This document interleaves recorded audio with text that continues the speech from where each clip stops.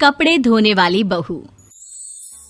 शादी के पहले से ही विभा को कपड़े धोने का बड़ा शौक था। कभी नल के नीचे तो कभी तालाब के पास। अरे मेरी नीली वाली लुंगी नहीं दिख रही है। विभा की अम्मा, कहाँ रखी है लुंगी? अरे वो तो विभा ने परसों ही धोकर रखी थी आपकी अलमारी में, देखो वहीं होगी। वो ना मैंने आज धो दी, मुझे लगा कि गंदी हो गई होगी। अरे कैसे गंदी हो गई थी? उसे तो मैंने पहना भी नहीं। हे भगवान, इस लड़की के कपड़े धोने की आदत से परेशान हो गया हूँ मैं। जितना तो घर में राशन नहीं आता, उससे कहीं ज्यादा डिटर्जेंट पाउडर का खर्चा है। इसकी शादी करवा दो, शादी जाए अपने घर में ही करे काम, फिर चाहे घर के कपड़े धोने हो या पूरे गांव के।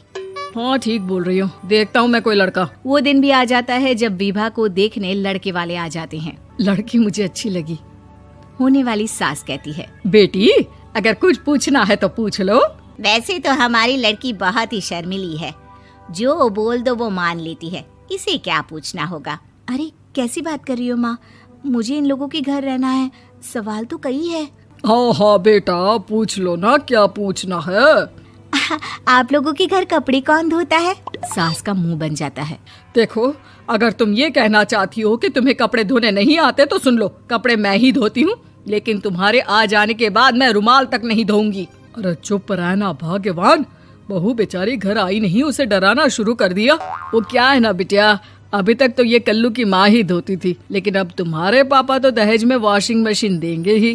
तभी विभा की माँ बोल पड़ती है, सवाल भी पूछा तो क्या। वैसे भाई साहब, मशीन की तो फिर भी कपड़े धोने की कैपेसिटी होती है। मतलब जो बिटिया दे रहे हैं ना विभा, इसे कपड़े धोने का बहुत शौक है। ये आप लोगों के क्या, आस पड़ोस गांव मोहल्ले सबके कपड़े धो दे और उफ तक ना करे। बाहर देखा नहीं आपने कितने कपड़े सूख रहे हैं? सब हमारी बिटिया ने ही तो धोए हैं। बस भी करो ना माँ, शर्म आ रही इतनी तारीफ सुनकर। और तो और एक दाग निकाल कर दिखाओ तो मान जाओ। हाँ अच्छा, माफ करना बेटा, मैंने गलत समझा। हमें तो रिश्ता बहुत पसंद है। और ऐसे जुड़ जाता है रिश्ता कपड़े धोने का शौक रखने वाली विभा का। उसकी शादी हो जाती है कोयला फैक्ट्री में काम करने वाले कल्लू के साथ। शादी के बाद अचानक विभा चिल्लाती हुई सास के पास आती है। सासू माँ, अरे सासू माँ कहाँ है आप? ये तो धोखा है, धोखा दिया आप लोगों ने मुझे। इसे ससुर के चक्कर के बारे में पता चल गया। अरे तो उसमें तुझे क्यों धोखा मिला है? अरे नल में पानी नहीं आता, कपड़े कैसे कब धुलेंगे? अच्छा, तू पानी नहीं आ रहा उसकी बात कर रही है। तो आपने क्या सोचा? कुछ नहीं। अच्छा, तेरी माँ ने कहा था कि कपड़े धोने का शौक है तुझे, याद आया मुझे। शौक बोलकर कपड़े धोने वाले मेरे जुनून को कम ना आके सासू माँ, कपड़ा धोना मेरा गुरूर है। तभी पति भी वहाँ आ जाता है। अभी मैंने इसे सनी देओल की फिल्म दिखाई है, उसी के डायलॉग मार रही है माँ। अच्छा सुन, साफ बता रही हूँ, पानी सुबह 4 से 6 और शाम को 10 से 12 आता है, समझी? विभा टाइमिंग सुनकर हैरान हो जाती है। ये क्या भूतों का मोहल्ला है? सुबह 4 बजे उठकर कौन कपड़े धोता है? 4 बजे टंकी में पानी जाता है, फिर सारा दिन धोना ना, किसने मना किया? अरे कैसी बात कर रही हैं? 200 लीटर की टंकी में कितने कपड़े धो लूंगी मैं? सुबह ही उठ जाऊंगी मैं। अब क्या था, विभा सुबह 4 से लेकर रात के 12 बजे तक कपड़े ही धोती रहती। एक रोज सास पड़ोस से निकलकर कहीं जा रही होती है कि साथ वाली कहती है, हाँ कल्लू की माँ, जरा ये बताओ कि 2 साड़ी है, 2 ब्लाउज और एक पेटीकोट और एक नाड़े वाला लंबा कच्छा। हाँ तो? अरे तो क्या, कितना लोगी धुलाई ये बताओ। धोबन दिख रहे हैं हम क्या? हमारे पति सरकारी नौकरी से अभी रिटायर हुए हैं और बेटा सुपरवाइजर है कोयला फैक्ट्री में। धोबन समझ रखा है हमें। हाय रे कल्लू की अम्मा, माफ कर दो, वो तो मोहल्ले में यही सब बता रहे थे कि तुमने बहू को कपड़ा धुलवाने के काम में लगा दिया है। सास को पड़ोसन की बात सुनकर गुस्सा आ जाता है। वो घर पहुंचती है जहां घर के बाहर ही इतने सारे कपड़े सूख रहे होते हैं जितने कि किसी धोबन के घर पर। अरे ओ कल्लू की दुल्हन, बाहर निकल।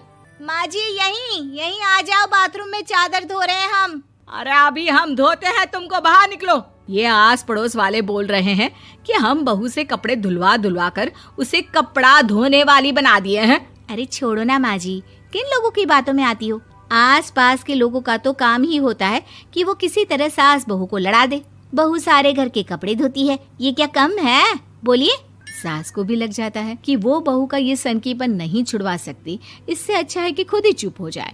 एक रोज सास और बहू मंदिर जाते हैं, जहाँ सास की साड़ी वहाँ खड़ी भीख मांगने वाली से मिलती है। माँ जी क्या बात है, आपकी साड़ी उस भिखारन से कितनी मिल रही है ना? हाँ हाँ देखो तो, दोनों की साड़ी मिल रही है। क्या बात है कल्लू की अम्मा, तुम खुद को तो अफसर की बीवी बताती हो और ऐसी सिंपल सी प्लेन साड़ी पहनकर घूमती हो। सिंपल और प्लेन नहीं है ये साड़ी। तो क्या सोने के धागे से फूल बने हैं?